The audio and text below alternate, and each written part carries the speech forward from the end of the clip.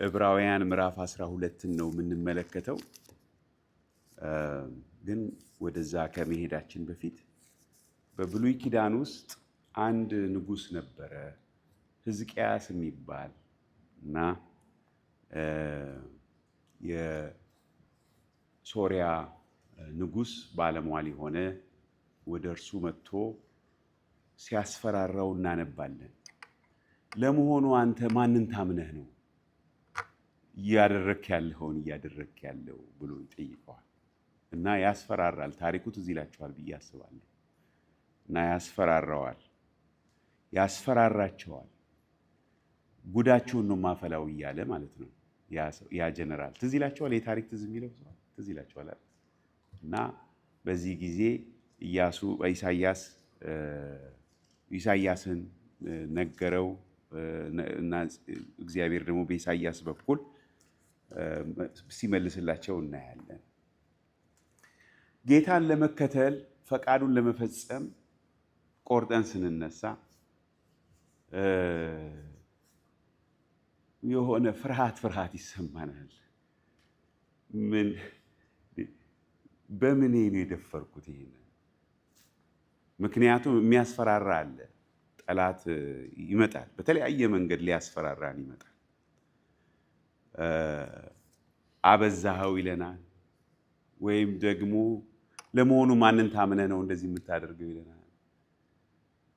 ተሳስተሃል ይለናል፣ ይከሰናል፣ ይወቅሰናል በተለያየ መንገድ። እና እንደዚህ እንድንፈራ የሚያደርገን ምንድን ነው? እግዚአብሔር የሚናገረንን ነገር፣ እግዚአብሔር የሚመራንን ነገር የሚጋሩን ሰዎች ብዙ ሰዎች አናገኝም። የጌታ መንገድ በአብዛኛው የብቸኝነት መንገድ ነው። በብዙ ጋጋታ፣ ብዙ ድምፅ የለም እዛ አካባቢ። ጌታ ያለንን ሰምተን የምንሄድበት መንገድ ነው። በመጽሐፍ ቅዱስ ውስጥ በተለያዩ ሰዎች ሕይወት ይሄንን መንገድ እናየዋለን። አብርሃምን እናያለን። አብርሃምን በልቡ እግዚአብሔር ተናገረው። ለባለቤቱ ማን ነበረች? ለሳራ እንኳን ሊነግራት የማይችለው ነገር ነው እግዚአብሔር የተናገረው። ትዝ ይላችኋል አይደል?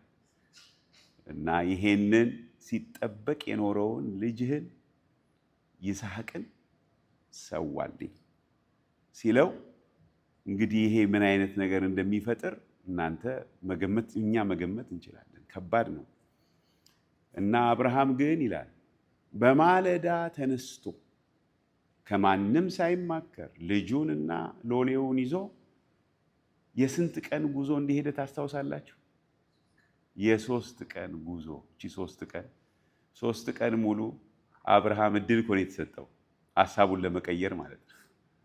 ቀይር ነው ከፈለግ። 3 ቀን ሙሉ አስቦ አብርሃም ግን ሐሳቡን አልቀየረም።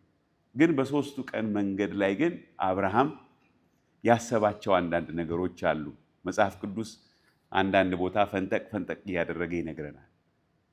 ያው በቃ እንግዲህ ተሰምቶ የማይታወቅ ነገር ማለት አትሊስት ሌሎች የባዕድ አምልኮ የሚያመልኩ ናቸው እንጂ በቃ ከእግዚአብሔር ጋር ባለው ጉዞ ያልተለማመደው አዲስ ነገር ነው እየተጠየቀ ያለው። ይስሐቅን ሰዋልኝ። ከዛ ያው እንግዲህ ማመዛዘኛ ማሰቢያ እኮ ነገር ተሰጥቶናል። ስለዚህ አብርሃም ያመዛዝናል። የእምነት ጉዞ ማመዛዘን የጎደለው ማሰብ የሌለበት ጉዞ አይድንም። ጌታችን ኢየሱስ ራሱ ሊከተለኝ የሚወድ ቢኖር ቁጭ ብሎ የሚያስወጣውን የሚያስከፍለውን ነገር ምን ያድርግ? ያስብ፣ ያስላ ይላል። ስለዚህ አብርሃም ምን እንዳሰላ ስንመለከት ዘፍጥረት አይነግረንም፣ ግን ሌሎች ክፍሎች ላይ ምን የሚል ነገር እናያለን። በቃ እንግዲህ እግዚአብሔር የፈጠረን እሱ አይደለ? ይሄንን ይስሐቅን እሰዋዋለሁ፣ ከዛ በኋላ እግዚአብሔር ምን ያደርገዋል? ከሞት ያስነሳዋል ብሎ እሱ እርግጠኛ ሆኗል። በዛ ኮንቪክሽን፣ በዛ መረዳት ነው አብርሃም የሄደው። ዕብራውያን መጽሐፍ ላይ ይሄንን ይነግረናል። ከዛ በኋላ በቃ እሱ ጨርሷል። ሊሰዋው ሲል እግዚአብሔር በቃ ሲል እናያለን። እና ምንድን ነው ይሄ የሚያሳየን ብለን ስንል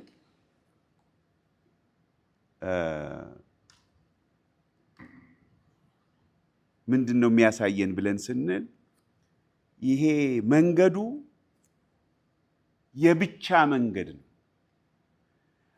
ደቀ መዛሙርት ህብረት ያደርጋሉ እንጂ ደቀ መዝሙር መሆን የግል ጉዳይ ከገዛ ሚስትና ባላችን ጋር እንኳን አብረን የምናደርገው ነገር አይደለም። የግል ጉዳይ፣ የግል ውሳኔ ነው፣ የግል ምርጫ ነው። ደቀ መዛሙርት ግን አብረው እየተሰባሰቡ ይበረታታሉ፣ ይተናነጻሉ። እና ምንድነው ይሄ ፍርሃት ሲመጣ ወደ ውስጣችን ምን አይነት ነገር ነው የሚሰማን? ሰዎች ሁሉ ከሌሉስ፣ ብቻዬን ከሆንኩስ እንዴት እሆናለሁ የሚል ስሜት ይሰማናል። እንደዚህ የተሰማቸው ሰዎች በመጽሐፍ ቅዱስ ውስጥ አሉ። አንዱ ሐዋርያው ጳውሎስ ነው። በሁለተኛው የጢሞቴዎስ መልእክት ላይ ሁለተኛ ጢሞቴዎስ የጳውሎስ የኑዛዜ ደብዳቤ ነው እና ምን ይላል? ሁለተኛ ጢሞቴዎስ ምዕራፍ 1 ቁጥር 15 ላይ በእስያ ያሉት ሁሉ ከእኔ ፈቀቅ እንዳሉ ታውቃለህ ይልና ከእነርሱም ብሎ ስማቸውን ሁሉ ይጠቅሳል። ፊሎጎስ፣ ሄርዋጌኔስ። ጳውሎስ ዲፕሬሽን የያዘው እንዴ ይመስላል፣ ግን አይደለም። ይሄንን የተጻፈልን እንዲገባን ነው። ይሄ መንገድ የብቸኝነት መንገድ መሆኑን እንድናውቅ። ጌታ ኢየሱስ ክርስቶስ ወደ መስቀል ሲሄድ እንዴት ነው? እነ ጴጥሮስ ነበሩ? አልነበሩም። አብረን እንሆናለን ብለውታል እኮ፣ ግን አልነበሩም። ጌታም ነግሮታል ጴጥሮስን፣ አይ እንዳይመስልህ አለው። እና እዚህ ላይ ጳውሎስ ይሄን ይላል። ግን መቼም እግዚአብሔር ደግሞ እንደ ቀጥሎ ቁጥር 16 ላይ ምን ይላል? ለሄኒሲፎሩ የሚባል ሰው እያለ ለሄኒሲፎሩ ቤተሰቦች ምሕረትን ይስጥ፣ ብዙ ጊዜ አሳርፎኛልና በሰንሰለቴም አላፈረበትም። ነገር ግን በሮሜ ባደረ ጊዜ ፈልጎ እስር ቤቱን ማለት ነው የታሰረበትን ፈልጎ አገኘኝ ይላል።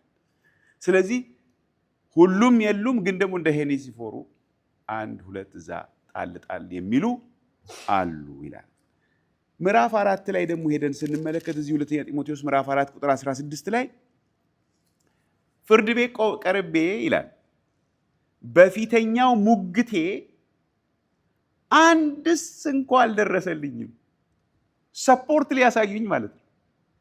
እኛ ከሱ ጋር ነኝ የሚል አንድ ሰው አልነበረ። ግን ጳውሎስ ዲፕሬሽን እንዳልያዘው የሚቀጥለውን ቃል ያስረዳናል። ምን ይላል? አንድስ እንኳ አልደረሰልኝም፣ ሁሉም ተውኝ እንጂ ይልና ይህንንም ምን አያድርግ? አይቁጠርባቸው።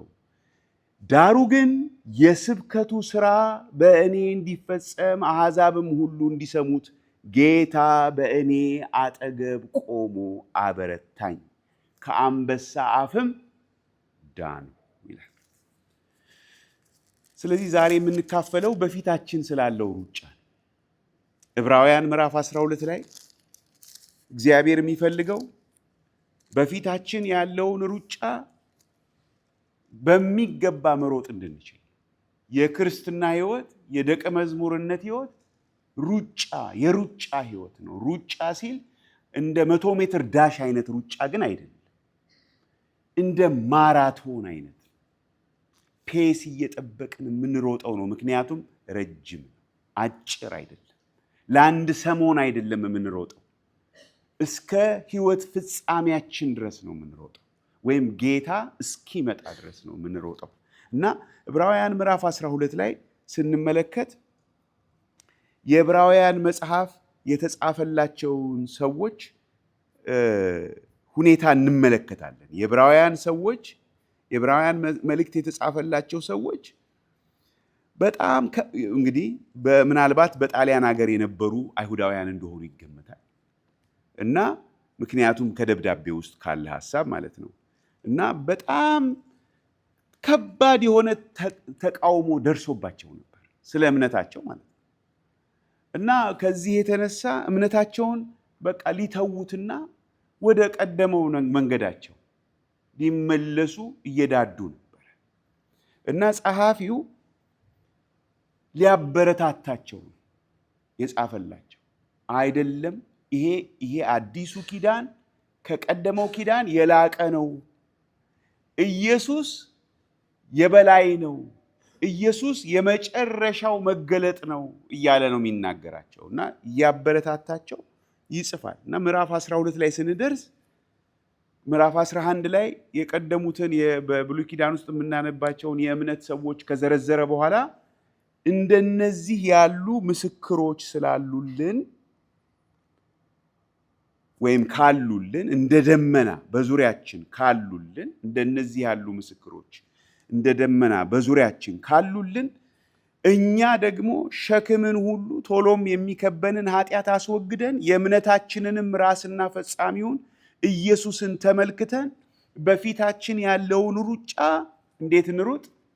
በትዕግስት እንሩጥ። ስለዚህ በእነሱ ጫማ ውስጥ ሆነን እናንብበው። ይሄንን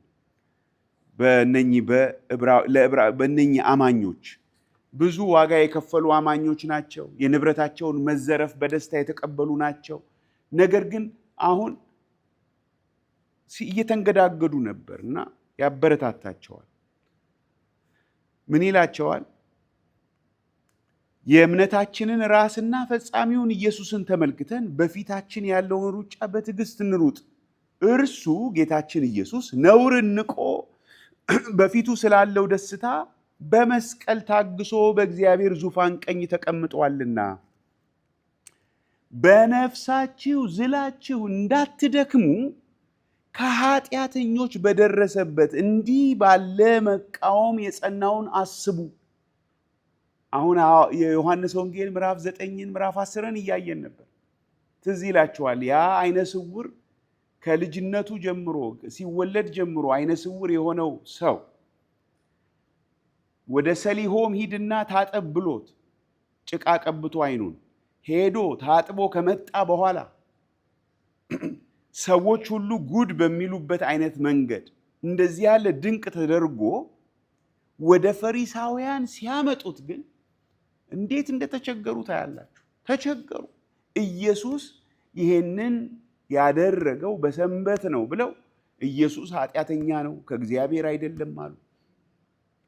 ሰውየውን በእርግጥ ይሄ ፈውስ እውነተኛ መሆኑን ምርመራ አደረጉ። ወላጆቹን አስጠሩ። ወላጆቹ መሰከሩ። ራሱ መሰከረ። ሕዝብ የሚያውቀው ነገር ነው። ነገር ግን መቀበል ግን አቃታቸው። ስለዚህ ይሄንን ሰው አይኑ የተከፈተለትን ሰው ሰድበው አባረሩት። እነኚህ እንግዲህ የሕዝቡ መሪዎች ናቸው። በሕዝቡ ዘንድ የተከበሩ ሰዎች ናቸው ፈሪሳውያን ማለት ባለፈው ጊዜ ደጋግመን አይተናል። ከዛ የጌታን ስራ ጌታን ሲቃወሙ ነው የምናገኛቸው። መጨረሻ ላይ ፈሪሳውያን ብቻ ሳይሆኑ ሰዱቃውያንም ካህናቱም ጭምር በአንድነት ሽማግሌዎች የተባሉት እነሱ አሳልፈው ጌታን ይሰቀልልን፣ ይወገድልን አሉ። ለምን? ለእግዚአብሔር ቀንተው ይመስላል። እውነቱ ግን እሱ አይደለም። መጽሐፍ ቅዱስን በጥሞና ካነበብን ውስጣቸው ገንዘብን ይወድ ስለነበረ ውስጣቸውን ስላጋለጠባቸው ከእውነት ይልቅ የራሳቸውን ኢንትረስት ስላስቀደሙ ከዚህ የተነሳ ስለዚህ በጌታ በኢየሱስ ክርስቶስ ላይ የደረሰበት ተቃውሞ ምንድን ነው? ኃጢአተኞች ሲል ምን ማለት ነው? ያለ እግዚአብሔር ለእግዚአብሔር ከሚኖሩ ሰዎች ከሚያደርጉት ነገር የተነሳ ለእግዚአብሔር ቀንተው ነው ክርስቶስ እንዲሰቀልላቸው የፈለጉት። ስለዚህ ከኃጢአተኞች የሚለው ኃጢአት ስንል ምን ማለት ነው? ከእግዚአብሔር መለየት ማለት ነው። ከእግዚአብሔር መራቅ ማለት ነው። ከእግዚአብሔር ፈቃድና ሐሳብ መጣረስ ማለት ነው። እና ትዝ ይላችኋል ታሪኩን። ፈሪሳዊውና ቀራጩ ቤተ መቅደስ ገብተው ሲጸልዩ እንደዚህ ኃጢአተኛ ስላይደለሁ እግዚአብሔር ሆይ አመሰግንሃለሁ ሲል እኮ እሱ ከልቡ ነው። ጌታ ኢየሱስ ክርስቶስ እግዚአብሔር ግን የሚያይበት መንገድ ግን ሌላ ነው። የእነሱን ጽድቅ እውነት አለመሆኑን ከላይ ብቻ መሆኑን ግልጥልጥ አድርጎ ሲያሳይ እውነተኛ ማንነታቸው ተገለጠ። ስለዚህ በነፍሳችሁ ዝላችሁ እንዳትደክሙ የጌታ ደቀ መዝሙር ሆነን ለመመላለስ ከፈለግን በመጀመሪያ በእኛ ውስጥ ያለውን እውነት ያልሆነውን ነገር ራሱ ይገላልጠዋል። በመጀመሪያ በራሳችን። ከዛ በኋላ በጌታ መንገድ ስንሄድ ያ የክርስቶስ ብርሃን በዙሪያችን ላሉ በመስሪያ ቤት፣ በቤተሰብ፣ ኢቭን በቤተ ክርስቲያን ምቾት አይሰጣቸውም። ሰዎች የተሸፋፈኑ ነገሮች በሙሉ መገለጥ ይጀምራሉ። ያን ጊዜ ፕሬሸሩ ይሰማናል፣ ግለቱ ይሰማናል። ለዚህ ነው በነፍሳችሁ ዝላችሁ እንዳትደክሙ። እነኚህ የዕብራውያን አማኞች ብዙ ተቃውሞ ደረሰባቸው ኢየሱስ መሲሁ ነው ብለው በማመናቸው እና እንዳትደክሙ ግን ምን አድርጉ? ከኃጢአተኞች በደረሰበት እንዲህ ባለ መቃወም የጸናውን አስቡ። ኢየሱስን ከላይ ተመልከቱ ብሏቸዋል። ኢየሱስን ተመልከቱ። በነውርን ንቆ በፊቱ ስላለው ደስታ በመስቀል የታገሰውን ኢየሱስን ተመልከቱ። አሁን እዚህም ላይ እሱን አስቡ ይላል። ከዛ ከኃጢአት ጋር እየተጋደላችሁ ገና ደምን እስከ ማፍሰስ ድረስ አልተቃወማችሁም። የደቀ መዝሙርነት መንገድ ባለፈው አንድ መዝሙር ዘምረናል። መንገዱ የምን መንገድ ነው የሚል መዝሙር ትዝ ይላችሁ ከሆነ የደም መንገድ ነው። ዛሬ እንደምንሰማው የገንዘብ መንገድ አይደለም። የደም ነፍሳችንን አሳልፈን የምንሰጥበት መንገድ ነው። ገና መች ተቃወማችሁ? ደምን እስከ ማፍሰስ ድረስ አልተቃወማችሁም ይላቸዋል። ስለዚህ ይሄ የደቀ መዝሙርነት መንገድ ይሄ በእንግሊዝኛ አጌንስት ዘ ታይድ እንደሚሉ ማለት ነው። ነፋሱ ወዲህ ነው የሚሄደው፣ እኛ ተቃራኒ በሆነ መንገድ መቅዘፍ ማለት ነው። እና አልተቃወማችሁም ገና። ከዛ በኋላ የሚገርም ነገር ይናገራል። ሐሳቡን የቀየረ ይመስላል፣ ግን አልቀየረም። እንደ ልጆች ከእናንተ ጋር ልጄ ሆይ የጌታን ቅጣት አታቅልል፣ በሚገስጽህም ጊዜ አትድከም፣ ጌታ የሚወደውን ይቀጣዋልና የሚቀበለውንም ልጅ ሁሉ ይገርፈዋል ብሎ የሚነጋገረውን ምክር ረስታችኋል። ቅጣትን ምን አመጣው? እግዚአብሔር ማስተዋልን ይስጠን። የተያያዘ ነገር ነው። ለመቀጣት ታገሱ፣ እንደ ልጆች እግዚአብሔር እንደ ልጆች ያደርግላችኋልና። አባቱ የማይቀጣው ልጅ ማን ነው? ነገር ግን ሁሉ የቅጣት ተካፋይ ሆነዋልና ያለ ቅጣት ብትኖሩ ዲቃላዎች እንጂ ልጆች አይደላችሁም። ከዚህም በላይ የቀጡን የሥጋችን አባቶች ነበሩን፣ እናፍራቸው ነበር። እንዴትስ ይልቅ ለመናፍስት አባት አብልጠን ልንገዛና በሕይወት ልንኖር በተገባን። እነኛ በሥጋ አባቶቻችን መልካም ሆኖ እንደታያቸው ለጥቂት ጊዜ ይቀጡን ነበር። እርሱ ግን እግዚአብሔር ከቅድስናው እንድንካፈል ለጥቅማችን ይቀጣናል። ስለዚህ የደቀ መዝሙርነትን መንገድ እየሄድን እኛ እንመረመራለን በእግዚአብሔር። የእሱን መልክ እንድንመስል እግዚአብሔር በተለያየ መንገድ በሕይወታችን ይሰራል፣ አላው ያደርጋል፣ ይፈቅዳል። ቅጣት ይለዋል እዚህ ላይ ዲሲፕሊን ነው የሚለው በእንግሊዝኛ። ስልጠና ያሰለጥነናል። አይመችም። ይኸው እዚህ ሲናገር ቁጥር 11 ላይ ቅጣት ለጊዜው የሚያሳዝን እንጂ ደስ የሚያሰኝ አይመስልም። ደስ የማያሰኙ ነገሮች በሕይወታችን ይሆናሉ። ነገር ግን ይላል ለለመዱት የሰላምን ፍሬ እርሱም ጽድቅን ያፈራላቸዋል። ስለዚህ እነኝህን የዛሉትን የደከሙትን አማኞች ነው እያበረታታቸው ያለው። እግዚአብሔር ነው በሕይወታችሁ እየሰራ ያለው። ልባችሁ አይውደቅ፣ አይናችሁን ክርስቶስ ላይ አርጉ፣ እርሱን አስቡ ይልና ከዛ ቁጥር 12 ላይ ስትሄዱ ስለዚህ ምን ሆኗል? የላሉትን እጆች መላላት ማለት ይገባናል። እያለፉ ያለበት ነገር እጃቸውን አላልቱት። የሰለሉትን ጉልበቶች ይላል አቅኑ። ያነከሰው እንዲፈወስ እንጂ እንዳይናጋ ለእግራችሁ ቅን መንገድ አድርጉ። እግዚአብሔር እንደዚህ ይፈቅዳል በሕይወታችን። ለምን? ከቅድስናው እንድንካፈል፣ እኛን ሊጎዳን አይደለም፣ የበለጠ እሱን እንድንመስል የሚሆኑ ነገሮች አሉ። ግን ልባችሁ አይውደቅ ነው መልእክቱ። ልባችሁ አይውደቅ፣ ወደ ኋላ አታፈግፍጉ። በምዕራፍ 10 ላይ ወደ ኋላ በሚያፈገፍግ ሰው ነፍሴ ደስ አትሰኝም ይላል። እኛ ደግሞ እንደዛ አይደለንም ይላል ምዕራፍ 10 መጨረሻ ላይ። እኛ ነፍሳቸውን ሊያድኑ ከሚያምኑት ወገን ነን ብሎ ነው ስለ እምነት ምሳሌዎች የሚዘረዝረው ምዕራፍ 11።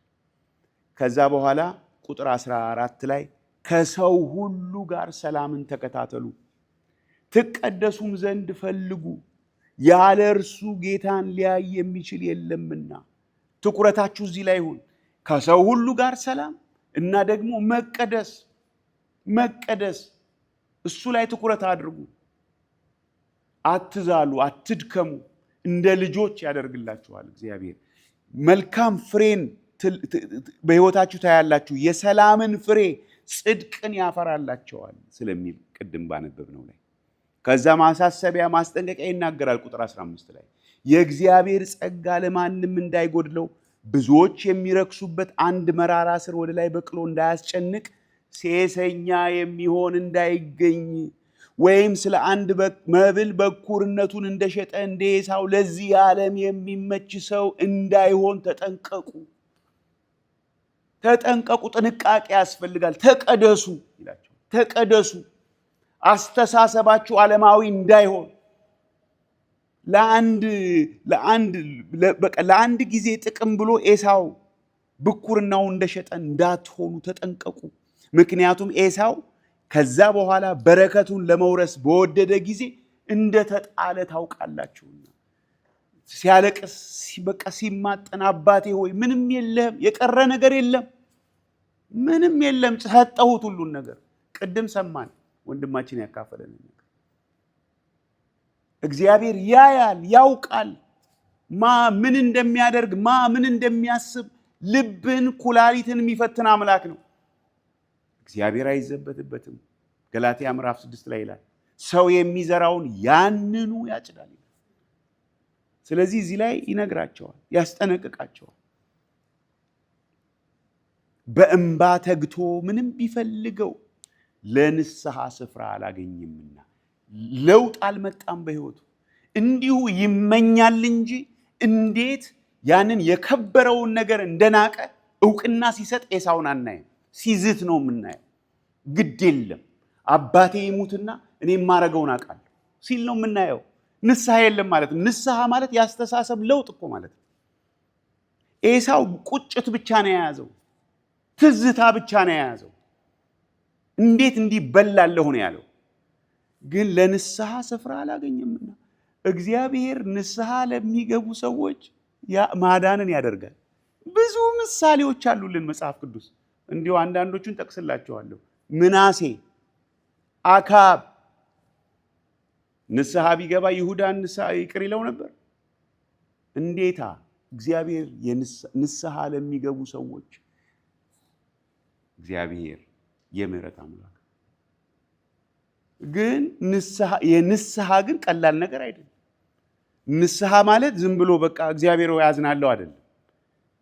ያደረግነው ነገር እግዚአብሔር እንደሚያየው አይተን በዛ ነገር ማዘን፣ መጸጸት ይጠበቅብናል። እንደ እግዚአብሔር ፈቃድ የሆነ ሐዘን ንስሐን ያደርጋልና እንደሚል 2 ቆሮንቶስ ምዕራፍ 7 ማለት ነው። ከዛ በኋላ ምን ይላቸዋል? የመጡት ወደ ምን እንደሆነ ስለ አዲሱ ኪዳን ሲነግራቸው ቁጥር 18 ጀምሮ ሊዳሰስ ወደሚችል ወደሚቃጠልም እሳት፣ ወደ ጭጋግም፣ ወደ ጨለማም፣ ወደ አውሎ ነፋስም፣ ወደ መለከት ድምፅም፣ ወደ ቃሎችም ነገር አልደረሳችሁምና የሲናውን ተራራ እያስታወሳቸው ነው። ያን ጊዜ የሰሙት ሌላ ቃል እንዳይጨመርባቸው ለመኑ። በቃን እግዚአብሔር ሆይ አንተ አትናገረን፣ ሙሴ ይናገረን እስኪሉ ድረስ ፍርሃት ነበረ። እዛ አይደለም የመጣችሁት እናንተ ይላቸዋል። አሁን በክርስቶስ ያለው እንደዚህ አይደለም ይላቸው። አዲሱ ኪዳን እንደዛ አይደለም ይላቸው።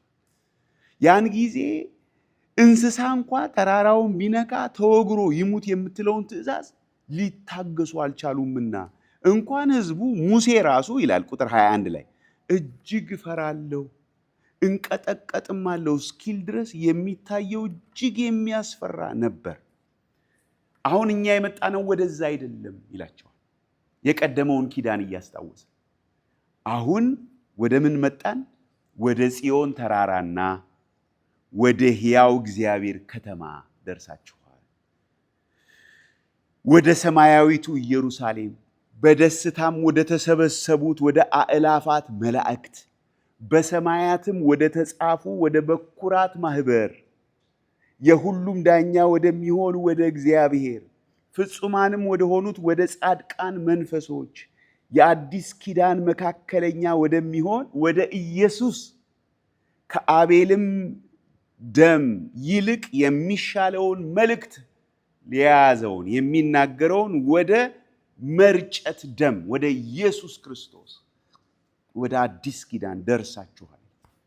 በርቱ፣ ተጽናኑ እኮ እያላቸው እናንተ እኮ አሁን ወደዚህ ነው የመጣችሁት፣ ወደ ከፍታ ነው የመጣችሁት ይላቸዋል። ግን ያ ማለት ኬርለስ መሆን ይችላሉ ማለት አይደለም። ለሚናገረው እምቢ እንዳትሉ ተጠንቀቁ። ለምን ሲያስረዳ ምን ይላል? እነዚያ በብሉይ ዘመን እነዚያ በምድር ላስረዳቸው እምቢ ባሉ ጊዜ ካላመለጡ ከሰማይ ከመጣው ፈቀቅ የምንል እኛስ እንዴት እናመልጣለን? ስለዚህ እነኛ አማኞች እነኛ አይሁዳውያን አማኞች ኢየሱስን እኮ ሰምታችኋል። እናንተ እኮ ከሰማይ የመጣውን ኢየሱስ ክርስቶስን እኮ ሰምታችኋል። እሱ የተናገረውን ነገር ችላ ካላችሁ ማምለጫ የለም ነው የሚላቸው። ከሰማይ የመጣውን እሱን ከሱ ፈቀቅ የምንል እኛስ እንዴት እናመልጣለን? አያችሁ፣ ፈቀቅ የማለት ዝንባሌ ውስጥ ነበሩ። ችግር ላይ ነበሩ። ዝለው ነበረ። ከብዷቸው ነበር።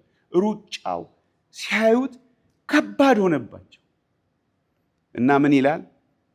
ተስፋ ይሰጣል። ቅድም እንደዘመር ነው። በዚያ ጊዜ ድምፁ ምድርን አናወጠ በሲና ተራራ ላይ። አሁን ግን አንድ ጊዜ ደግሞ እኔ ሰማይን አናውጣለሁ እንጂ ምድርን ብቻ አይደለም ብሎ ተስፋ ሰጥተዋል።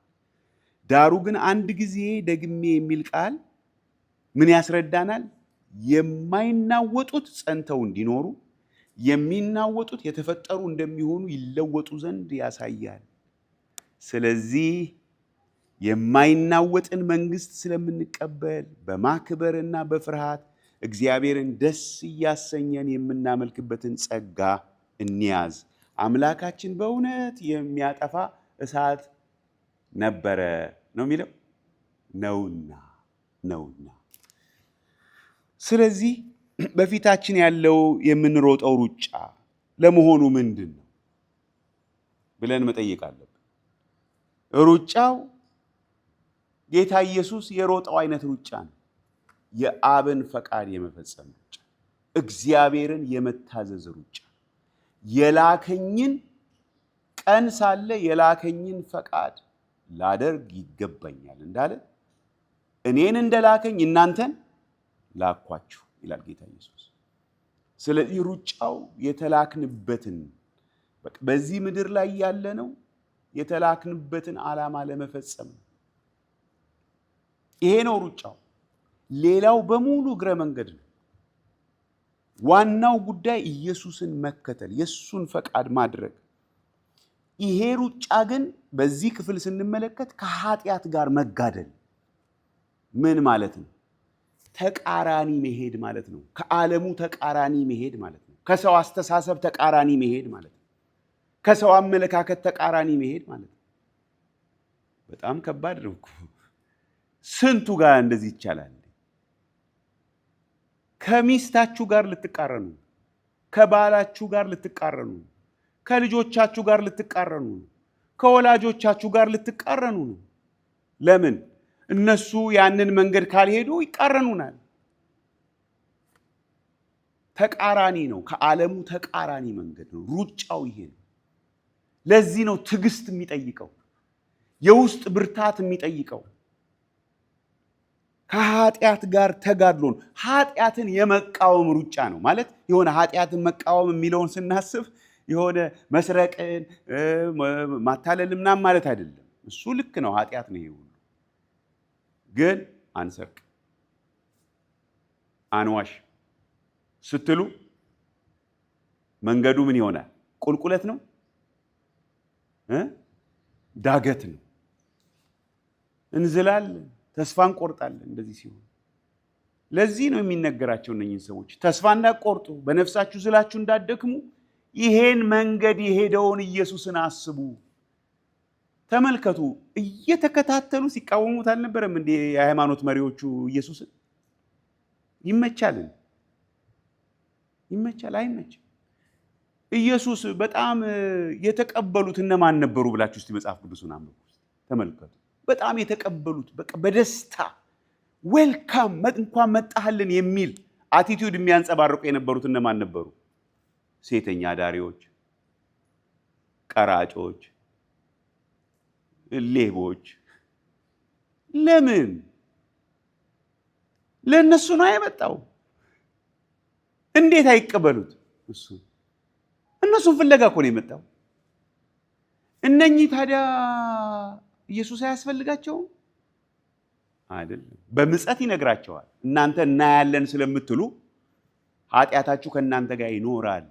ባታዩ ኖሮ ኃጢአት በእርግጥ ባታዩ ኖሮ ኃጢአት ባልሆነባችሁ ነበር ይላቸዋል ዮሐንስ 9 መጨረሻ ላይ። እናያለን ስለምትሉ እናውቃለን ስለምትሉ ይላቸው። በጣም አስቸጋሪ ነው። የኢየሱስን መንገድ ስትከተሉ፣ እኔ የኢየሱስን መንገድ የምከተል ከሆነ ወንድሜ የኢየሱስን መንገድ የሚከተል ከሆነ እኔና እሱ እኮ ማንስማማበት ምንም ምክንያት አይኖርም። ችግር የሚፈጠረው መቼ ነው? የራሳችንን ፍላጎት ስናራምድ። በእናንተ መካከል ጦርና ጠብ ከወዴት ይመጣሉ ብሎ ያዕቆብ ሲነግረን ከራሳችሁ ከምቾቶቻችሁ የተነሳ ከፍላጎቶቻችሁ የተነሳ ኮንፍሊክት ኦፍ ኢንትረስት አይደል የሚባለው? ራሱ አገር ከሀገር የሚጋጨው ምንድን ነው? ኮንፍሊክት ኦፍ ኢንትረስት። ሰው ከሰው የሚጋጨው ምንድን ነው? ኮንፍሊክት ኦፍ ኢንትረስት። ጌታን መከተል ደግሞ ምንድን ነው? ኢንትረስትህን ሁሉ ጣል፣ ራስህን ካድ።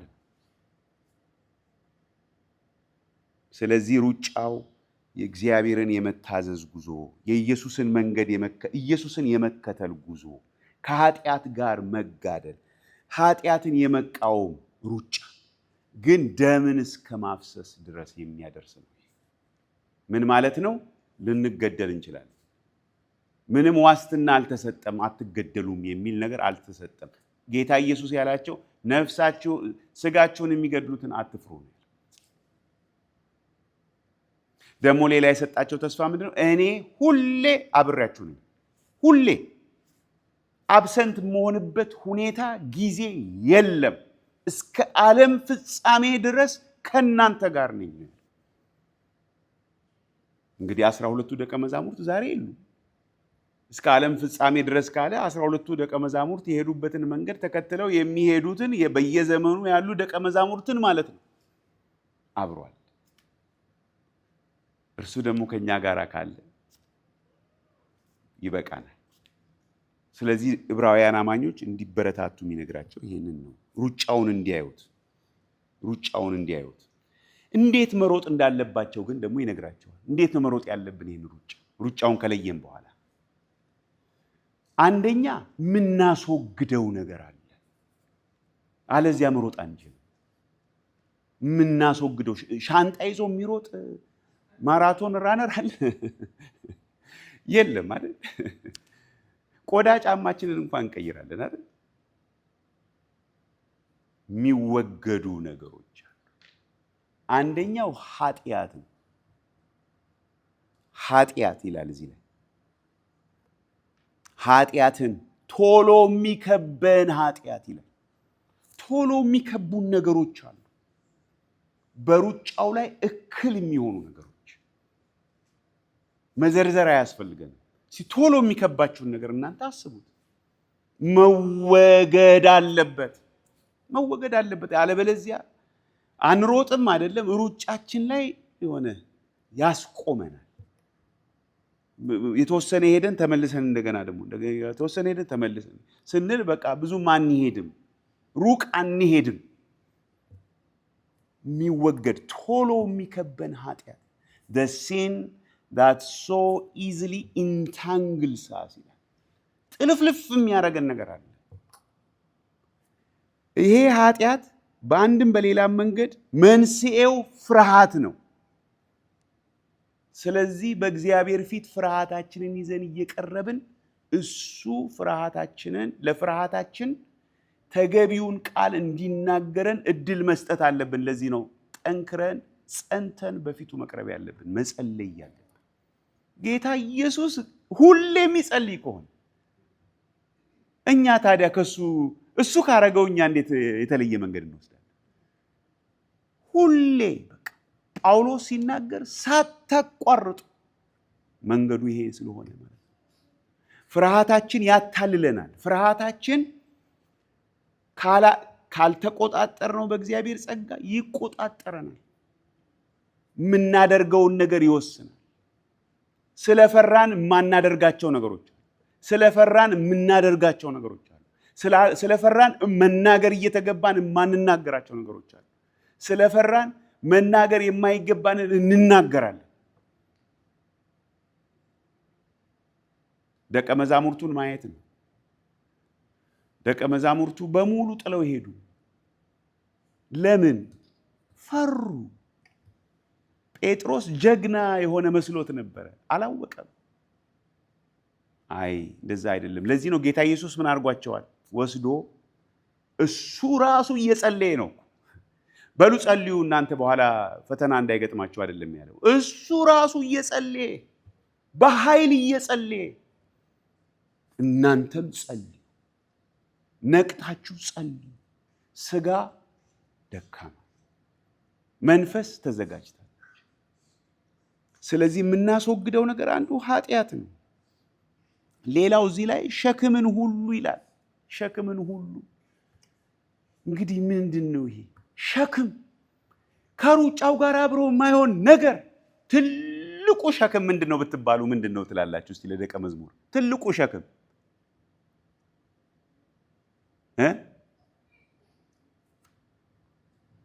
ራስ። ትልቁ ሸክም ራስ። ጌታ ኢየሱስ ምን ብሏል? ሊከተለኝ የሚወድ ቢኖር ራሱን ይካድ። እኔ የምንልበት ነገር ካለ በቃ አለቀ። ትንሽ ሄደን እንሰናከላለን። ራስን መካድ። መንገዱን ከጌታ ኢየሱስ ነው መማር ያለብን። ጌታ ኢየሱስ ወደዚህ ምድር የመጣሁት ይላል። እሱ ነው እንግዲህ መምህራችን፣ ምሳሌያችን። እሱን ፈለግ ነው የምንከተለው ደቀ መዝሙርነት ስንል። ወደዚህ የመጣሁት ራሴን፣ የሰው ልጅ የመጣው ራሱን ሊያገለግል አይደለም፣ ሌሎችን ሊያገለግል። ራሳችንን ልናገለግል ካሰብን አይሆንም ነገሩ።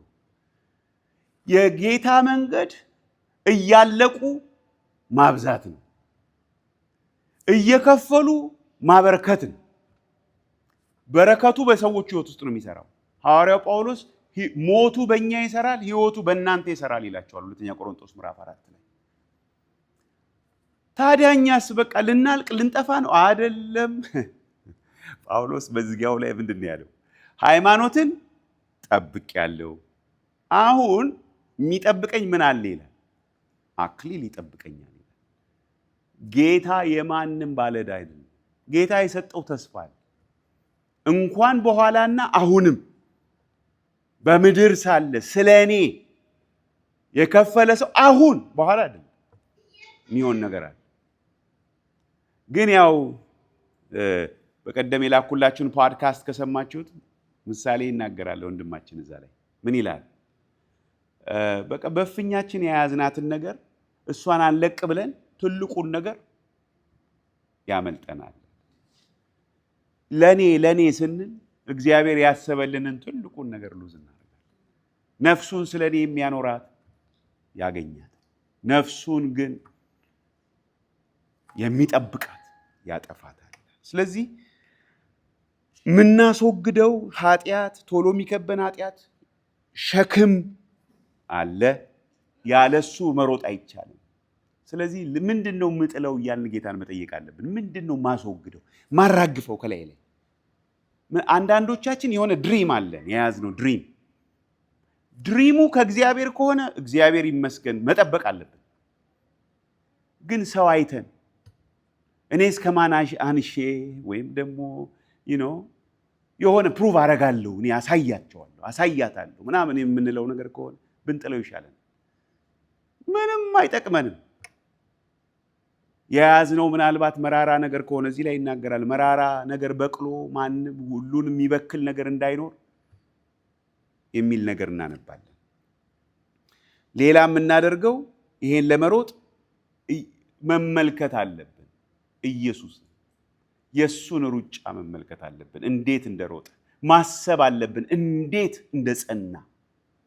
ስለዚህ ወንጌል ውስጥ መኖር አለብን። እኛ ወንጌል ውስጥ ነው የተጻፈልን። እዛ ውስጥ ደጋግመን ማየት አለብን።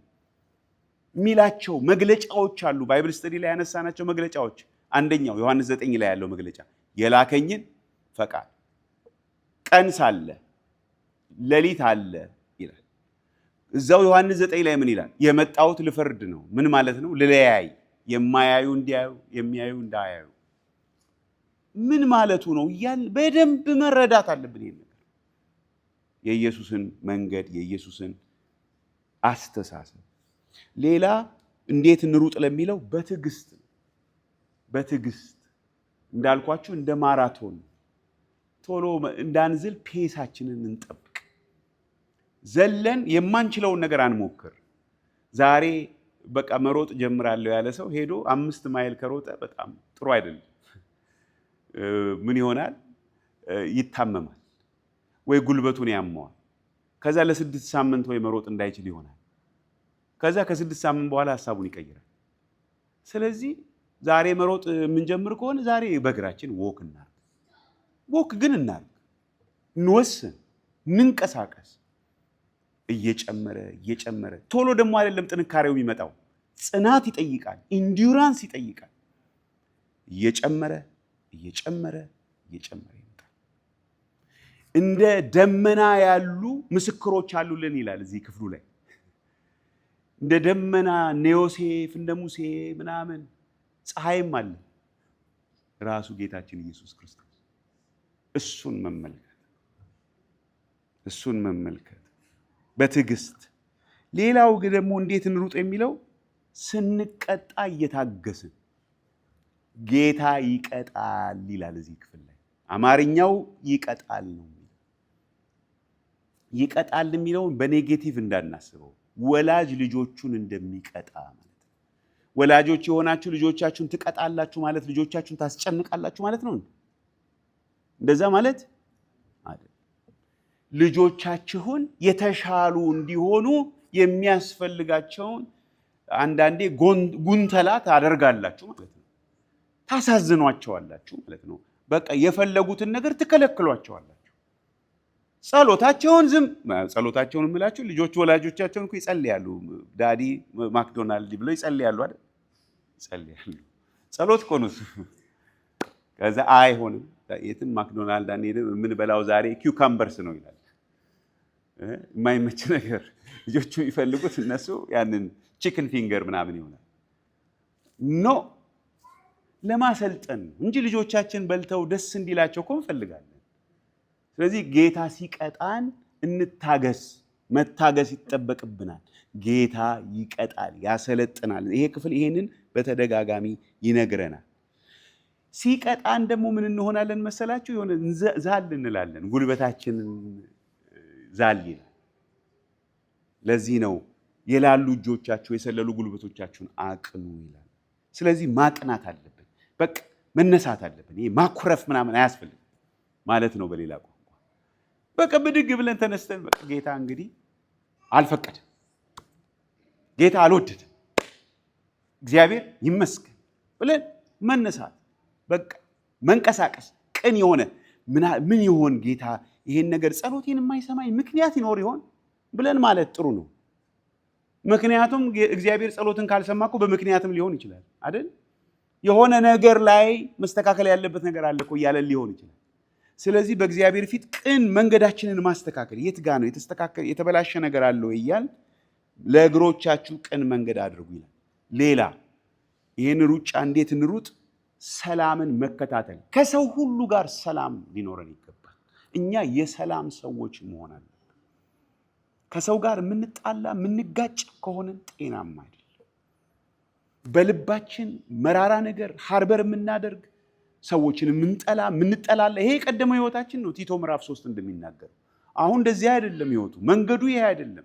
እንደዚህ አይነት ነገር ካለማ ጭራሽ ደቀ መዝሙርነቱን እርሱትና አሁን መዳናችሁን ነው ቼክ የምታደርጉት። ከሰው ሁሉ ጋር ይላል ሰላምን ተከታተሉ።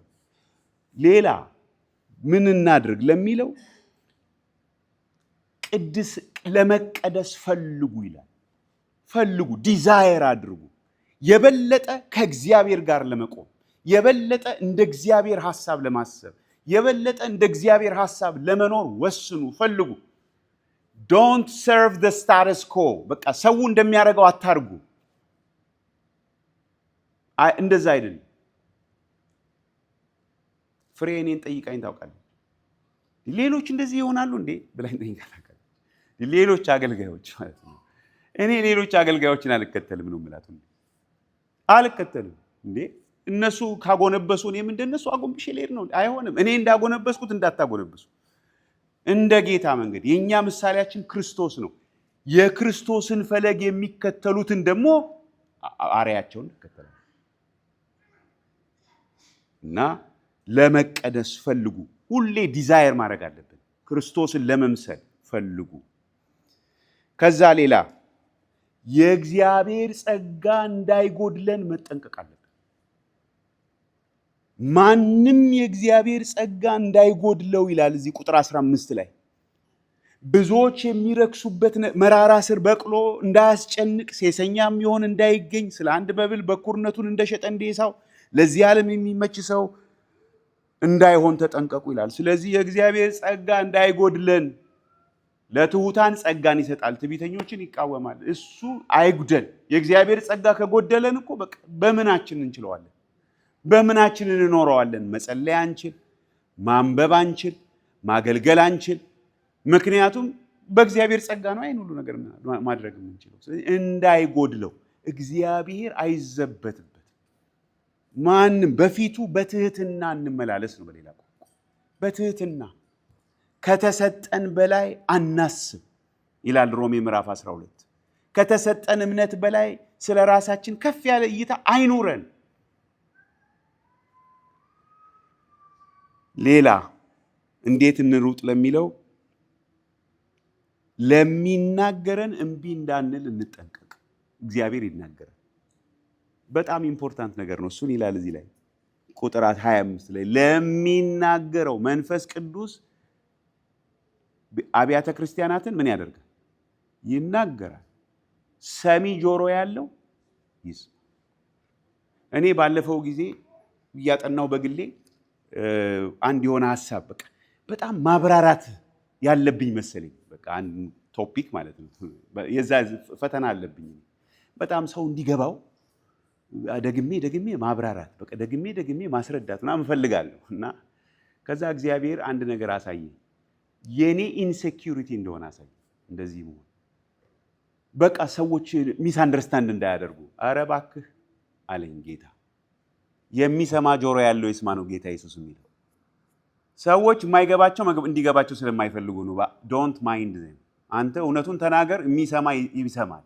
ፖይንቱ መስማት ያቃተው ሰው ወይም አልገባ ያለው ሰው ምን ያደርጋል? ይጠይቃል። ጭጭ ብሎ የራሱን ትርጉም ይዞ የሚሄድ ሰው መብቱ ነው። እግዚአብሔርን ይፍራ። ዋናው እሱ። መንፈስ ቅዱስ ምን ይላል? እኛ ጳውሎስ እንደተናገረ በሁለተኛ ቆሮንቶስ ምዕራፍ 4 ስናገለግል ሁላችንም በሸክላ ዕቃ ነው የምንመሰለው። የከበረው መዝገብ ጌታ ነው፣ እሱ የሰጠን ነገር። ስለዚህ ለሚናገረን እምቢ እንዳንል እየተጠነቀቅን እና መጨረሻ ደግሞ እንዴት እንሩጥ? ይሄንን ሩጫ እግዚአብሔርን ደስ የምናሰኝበትን ደስ እያሰኘን የምናመልክበትን ጸጋ በመያዝ ቁጥር 28 ላይ የማይናወጥ መንግስት ስለምንቀበል በማክበርና በፍርሃት እግዚአብሔርን ደስ እያሰኘን የምናመልክበትን ጸጋ እንያዝ ይላል። ምንድን ነው የሚያስከፍለን? ደም እስከ ማፍሰስ። ይሄ ነው ኮስቱ፣ ይሄ ነው። ደም እስከ ማፍሰስ ድረስ ነው ነገሩ። አሁን ሙሉ በሙሉ ራሳችንን መስጠት ኮስት ያደርጋል፣ ይሄን ሩጫ ለመሮጥ። እንደገና ደግሞ በዛ ውስጥ ግን ደም እስከ ማፍሰስ ድረስ አለ። ትልቁ ፈተና ምንድን ነው በዚህ ሩጫ ውስጥ ብዬ አሰብኩ። ቻሌንጅ የሚያደርገን ነገር ምንድን ነው ብዬ ስል ይሄ ቅጣቱ ቻሌንጂንግ ነው። ከቅድስናው እንድንካፈል እግዚአብሔር የሚያደርገው ነገር ጌታ የሚወዳቸውን ይቀጣቸዋል ይላል። ስለዚህ በጣም መንገዱ አልመች ካላችሁ፣ በጣም በቃ ሁሉ ነገር ዳገት ከሆነባችሁ ደስ ይበላችሁ። የክርስቶስን ፈለግ እንድንከተልና የእሱን መልክ እንድንመስል ነው እግዚአብሔር እንደዛ የሚያደርገው፣ ሊያስጨንቀን። ስለዚህ የበለጠ ወደፊቱ መቅረብ ነው ያለብን። የበለጠ በጸሎት መጽናት ነው ያለብን። መድከም የለብንም። እዚህ ላይ ይላል ልጄ ሆይ የጌታን ቅጣት አታቅልል፣ በሚገስጽህም ጊዜ ምን አታርግ? አትድከም፣ አትዛል ነው የሚለው። ጌታ የሚወደውን ነው የሚቀጣው። የሚቀበለውን ልጅ ምን ይላል? ምን ያደርገዋል? ይገርፈዋል። በቃ ስለዚህ ለመቀጣት ታገሱ ይላል። እቺ ግን ከባድ ናት፣ ቻሌንጂንግ ነው። በዚህ ሩጫ ላይ ግን ደግሞ ተስፋው ምንድን ነው ብዬ አሰብኩኝ፣ ጠየቅኩ። ተስፋው ቁጥር 11 ላይ ነው። ቅጣት ሁሉ ለጊዜው የሚያሳዝን እንጂ ደስ የሚያሰኝ አይመስልም ይልና ዳሩ ግን በኋላ ለለመዱት የሰላምን ፍሬ እርሱም ጽድቅን ያፈራላቸዋል። እሱ ነው ተስፋው። ፍሬ አለ እዚህ ውስጥ፣ የጽድቅ ፍሬ። ሐዋርያው ጳውሎስ በፊልጵስዩስ መጽሐፍ ላይ የጸለየውን ጸሎት አንብቤ ጨርሳለሁ። እንደዚህ ይላል ፊልጵስዩስ ምዕራፍ 1 ላይ ቁጥር 9 ለእግዚአብሔር ክብርና ምስጋና ከኢየሱስ ክርስቶስ የሚገኝ የጽድቅ ፍሬ ሞልቶባችሁ ለክርስቶስ ቀን ተዘጋጅታችሁ ቅኖችና አለነውር እንድትሆኑ የሚሻለውን ነገር ፈትናችሁ ትወዱ ዘንድ ፍቅራችሁ በእውቀትና በማስተዋል ሁሉ ከፊት ይልቅ እያደገ እንዲበዛ ይህን እጸልያለሁ። እንጸልይ። እግዚአብሔር አምላካችን እናመሰግንሃለን፣ ስምን ከፍ ከፍ እናደርጋለን። ስለጠራህን፣ ስለመረጥከን፣ እንድናውቅ ልቡናን ስለሰጠህን ጌታ ሆይ በቃል ውስጥ ያለውን ምክር መስማት እንድንችል እርዳን። በኢየሱስ ክርስቶስ ስም አሜን።